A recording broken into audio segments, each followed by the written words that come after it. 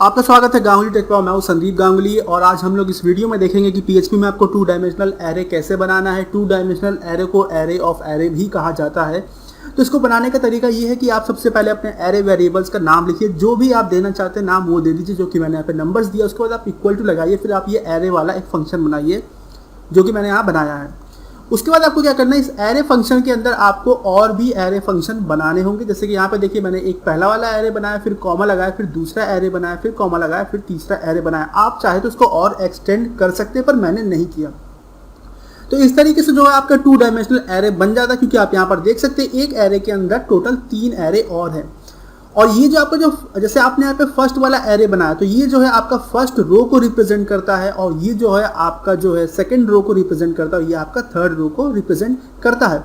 और इस जो आपकी रो के अंदर जो वैल्यूज होती है, जैसे आप यहाँ पे देख सकते हैं 10, 20, 30 है, तो ये कहा जाएगा कि फर्स्ट रो के फर्स्ट कॉलम पे जो हमारा वैल्यू है वो 10 है, फर्स्ट रो के सेकंड कॉलम पे जो हमारा वैल्यू है वो 20 है, फर्स्ट रो के थर्ड कॉलम पे जो हमारा वैल्यू वो 30 है। और इस तरीके से अगर आप देखिए थर्ड रो के मतलब ये थर्ड रो हुआ आपका, और उसके फर्स्ट कॉलम पे हमारा वैल्यू जो 70 है, और फिर आपका ये 80 फिर 90 है। तो इसमें जो है रो कॉलम मतलब कहा जाता है, और इस तरीके से आपको 2 डायमेंशनल एरे बनाना है। अब नेक्स्ट बात ये आती है कि अगर आपको इस एरे में वैल्यूज को एक्सेस करना, मतलब अगर आप इस जो वैल्यूज जिनको एक्सेस करना चाहते हो तो वो कैसे करेंगे। तो उसके लिए आपको क्या करना होगा, उसके लिए आप इस एरे का नाम लिखिए, उसके बाद एक स्क्वायर ब्रैकेट लगाइए, और उस स्क्वायर ब्रैकेट के अंदर उस रो की इंडेक्स वैल्यू लिखिए जो आप एक्सेस करना चाहते हो। और याद रखिएगा जब आप 2 डायमेंशनल एरे बनाते हैं तो उसमें जो आपका जो फर्स्ट रो होगा उसकी इंडेक्स वैल्यू 0 से स्टार्ट होगी। जैसा कि मैं आपको पहले एरे के वीडियोस में बता चुका हूँ कि एरे में जो एलिमेंट्स होते हैं उनका जो इंडेक्स वैल्यू स्टार्ट होता है वो 0 से होता है। तो यहाँ पे अगर मैंने आपसे कहा कि आपको सेकंड रो को एक्सेस करना है, तो इसका मतलब जो इंडेक्स वैल्यू होगी सेकंड रो की वो 1 होगी, क्योंकि जो हमारा जो फर्स्ट रो है उसकी इंडेक्स वैल्यू 0 है, तो सेकंड रो का जो हमारा इंडेक्स वैल्यू है वो 1 होगा। तो इसलिए मैंने यहाँ पे 1 लिखा। उसके बाद और अगर आपको कंफ्यूजन हो कि जैसे कोई आपसे सेकंड रो कह रहा है और इंडेक्स वैल्यू में 1 लिख रहा है, तो उसमें अगर कंफ्यूजन हो, तो कभी आपसे कोई कहे कि जैसे कि आपके एरे में आपको सेकंड रो को एक्सेस करना है, तो उसमें आप क्या करिएगा 2 में 1 को माइनस कर दीजिए, जो आंसर आए वो आपका जो है इंडेक्स वैल्यू बन जाएगी। तो यहाँ पे मैंने सेकंड रो बताया, तो सेकंड में 2 में मैंने 1 माइनस किया, तो क्या आया 1 आया, कि हमारी इंडेक्स वैल्यू बन गई। मतलब इसके जरिए हम सेकंड रो को एक्सेस करेंगे। उसके बाद आपको दूसरा स्क्वायर ब्रैकेट लगाना है, और उसका यूज करके आपको इस एलिमेंट में जो आप देख रहे हैं ये आपका रो है, तो इसमें जो एलिमेंट है उसको आप एक्सेस कर सकते हैं। और यहाँ पर भी जो इंडेक्स वैल्यू है वो 0 से स्टार्ट होगी, 0, 1, 2। तो अगर आपसे किसी ने कहा कि आपको सेकंड रो के मतलब इस रो में अगर आपको सेकंड एलिमेंट को एक्सेस करना है, मतलब इस एलिमेंट को, तो आप कैसे करेंगे। सबसे पहले आप ब्रैकेट लगाइए, स्क्वायर ब्रैकेट, वो आपको बताएगा कि कौन सा रो है। दूसरा स्क्वायर ब्रैकेट लगाइए, उसमें इंडेक्स वैल्यू वो दीजिए जो कि आपका यहाँ पर जो एलिमेंट की, जो कि यहाँ पे सेकंड रो का सेकंड एलिमेंट है, तो 0, 1 यहाँ पे 1 हुआ, तो मैंने 1 डाल दिया। इस तरीके से आप वैल्यू को एक्सेस कर सकते हैं।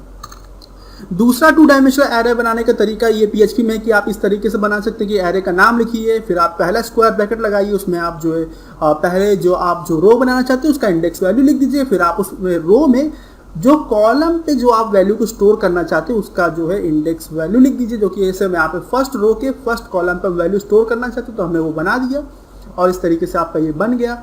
और उसके बाद जो है मैंने यहाँ पे फॉर लूप का यूज करके इस एरे को जो है 2 डायमेंशनल एरे को एक्सेस भी किया है। आप यहाँ पर देख सकते हैं पहला वाला जो फॉर लूप है हमारा रो को रिप्रेजेंट कर रहा है, दूसरा वाला जो है आपका कॉलम को रिप्रेजेंट कर रहा है। क्योंकि यहाँ पे 2 रो है, एक 0 रो है और ये 1, मतलब टोटल 2 रो है। तो यहाँ पे देखिए यहाँ पे कंडीशन है कि जब तक रो की वैल्यू छोटी रहे 2 से और इनिशियली 0 पे, तो 0 और 1 2 रो हो गए।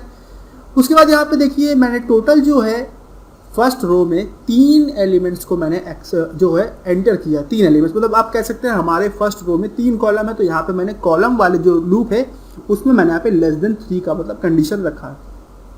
इस तरीके से आप जो है इसमें 2 डायमेंशनल एरे को एक्सेस कर सकते हैं, और सेम यही काम मैंने ऊपर भी किया। अब हम जो है मैं आपको ये बता दूं कि जो आपका जो 2D एरे करके जो फाइल .php इसको आपको कहाँ सेव करना है। तो इसके लिए आपको एग्जाम पे जाना है, एक्सप्लोरर पे क्लिक करना है, htdocs के अंदर क्लिक जाना है, उसके अंदर आप एक फोल्डर बनाइए जो कि यहाँ पे मैंने 2 डायमेंशनल एरे रखा, उसमें जाके इस फाइल को सेव कर दीजिए, जो कि 2D एरे जो आप यहाँ देख सकते हैं। क्योंकि htdocs जो है वो आपकी वेब डायरेक्टरी, और यहाँ पर जो भी आप फाइल रखेंगे वो आपको वेब ब्राउजर में दिखाई देगा। तब जो हम लोग वेब ब्राउजर को ओपन करते हैं और वो एड्रेस बार में जाना है, आपको यहाँ पे लोकल होस्ट लिखना है, उसके बाद टू डायमेंशनल एरे पे क्लिक करना है, 2D एरे पे क्लिक करना है, तो ये देखिए आपका आउटपुट आ गया। तो आप जो है सबसे पहले तो आप समझ लीजिए कि आउटपुट क्या आ रहा है। देखिए आपका जो पहला वाला एरे है जिसका नाम नंबर्स है, उसमें मैंने कुछ नंबर्स स्टोर कराया। उसमें टोटल 3 रो है, first row, second row, third row, और हर रो में टोटल 3 कॉलम है, फर्स्ट, सेकंड, थर्ड। तो यहाँ पर मैंने 2 फॉर लूप्स का यूज़ किया। पहला वाला जो फॉर लूप है हमारा जो है रो को रिप्रेजेंट करता है, क्योंकि टोटल हमारे 3 रोज है तो हमने यहाँ पे कंडीशन लिखी जब तक रो की वैल्यू छोटी रहे 3 से, और क्योंकि हम 0 से काउंट कर रहे हैं तो हमने यहाँ पे लिखा less than 3, less than equal to हमने नहीं लिखा। उसके बाद हम लोग दूसरा फॉर लूप बनाया जो कि कॉलम को रिप्रेजेंट कर रहा है, और इस पर भी हमने लेस देन 3 रखा क्योंकि जो हमारा कॉलम्स 3 है और हमने लेस देन इक्वल टू इसलिए नहीं लिखा। उसके बाद हमने इको में क्या किया, सबसे पहले तो रो का नंबर प्रिंट कराया जो भी इसका होगा, फिर हमने कॉलम का नंबर प्रिंट कराया, और फिर हमने इस नंबर्स एरे को जो है एलिमेंट्स को प्रिंट कराने के लिए हमने नंबर्स करके ये जो एरे वेरिएबल उसका नाम लिखा, फिर एक पहला स्क्वायर ब्रैकेट लगाया, उसमें रो नंबर दिया, दूसरे में आपका जो है कॉलम नंबर दिया, उसको प्रिंट करा दिया। तो आप यहाँ देख सकते हैं फर्स्ट रो के फर्स्ट कॉलम पे जो वैल्यू वो 10 है, फर्स्ट रो के सेकंड कॉलम पे जो वैल्यू है वो 20 है, फिर फर्स्ट रो के थर्ड कॉलम पे जो वैल्यू है वो 30, और यहाँ पे जो आप देख रहे हैं 0 0 ये इंडेक्स वैल्यू है, मतलब ये फर्स्ट रो का जो इंडेक्स वैल्यू है 0 है, फर्स्ट रो के फर्स्ट कॉलम का इंडेक्स वैल्यू आपका 0 है, तो 0 0 जो है आपका फर्स्ट रो का फर्स्ट कॉलम रिप्रेजेंट करता है, फर्स्ट रो का सेकंड कॉलम रिप्रेजेंट करता है, और फर्स्ट रो का थर्ड कॉलम रिप्रेजेंट करता है। इसी तरीके से बाकी के नंबर भी है और उनके ये कॉलम और रो का जो है आपका इंडेक्स वैल्यू दी हुई है, सेम यही चीज़ है। तो अब जो हम कुछ और एग्जांपल भी देखते हैं, जैसे कि मैंने यहाँ पे एक एग्जांपल में दूसरा ये बनाया कि आप देखिए यहाँ पे मैंने एक एसोसिएटिव एरे का यूज़ करके 2 डायमेंशनल एरे बनाया। तो इसमें सबसे पहले मैंने नेम्स करके एक एरे बनाया, उसमें मैंने यहाँ पे पहले की जनरेट कर दी, उसका नाम की का नाम मैंने यूट्यूब रखा, उसमें जो है ये equal to greater than sign लगाने के बाद मैंने वैल्यू ना लिख के यहाँ पे एक एरे बना दिया। तो इस तरीके से आप एसोसिएटिव एरे में जो है 2 डायमेंशनल एरे बना सकते हैं, और उनको एक्सेस करने के लिए सबसे पहले तो आपको एक फॉर ईच लूप बनाना होगा।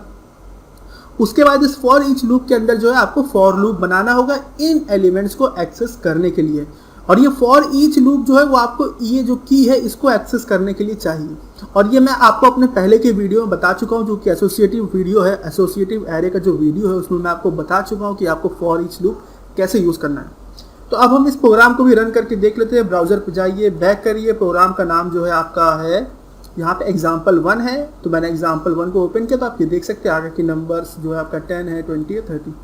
तो ये जो आपका आउटपुट में आ गया इस तरीके से आप देख सकते हैं 10 20 30 10 20 30 आ गया। फिर जो है आपका यहाँ पे 40 50 60 है, तो 40 50 60 आ गया, 70 80 90 तो 70 80 90 आ गया। नेक्स्ट एक और मैंने प्रोग्राम बनाया, इसमें जो है मैंने 2 डायमेंशनल एरे बनाया, और 2 डायमेंशनल एरे को जो है कभी कभार मैट्रिक्स भी कहा जाता है। और यहाँ पर देखिए मैंने यहाँ पे लिख दिया कि जो सबसे पहला आपका जो ये एरे है वो रो 1 को रिप्रेजेंट करता है, ये इंडेक्स वैल्यू मैंने यहाँ लिखी है, मतलब फर्स्ट रो की इंडेक्स वैल्यू क्या होगी 0 फिर 1 फिर 2, और फिर वही चीज़ है कि मैंने फॉर लूप का यूज़ किया और मैंने वैल्यू आउटपुट में दिखा दिया। तो चलिए इसको भी हम लोग रन करके देख लेते हैं। ये जो आपका example2 है ये वाली फाइल है, और ये देखिए आ गया रो का जो आपका जो इंडेक्स वैल्यू वो 0 है, कॉलम की इंडेक्स वैल्यू 0 है, उस पर जो वैल्यू स्टोर है वो है 10, रो की जो इंडेक्स वैल्यू वो 0 है, कॉलम की इंडेक्स वैल्यू 1 है, और उस पर जो वैल्यू स्टोर है वो है 20, जो कि आप यहाँ पर देख सकते हैं। रो की वैल्यू 0, कॉलम की वैल्यू 0, वैल्यू है 10, बिल्कुल सही है। रो की वैल्यू 0, कॉलम की वैल्यू 1, जो कि यहाँ पे 20 है, जो कि बिल्कुल सही है।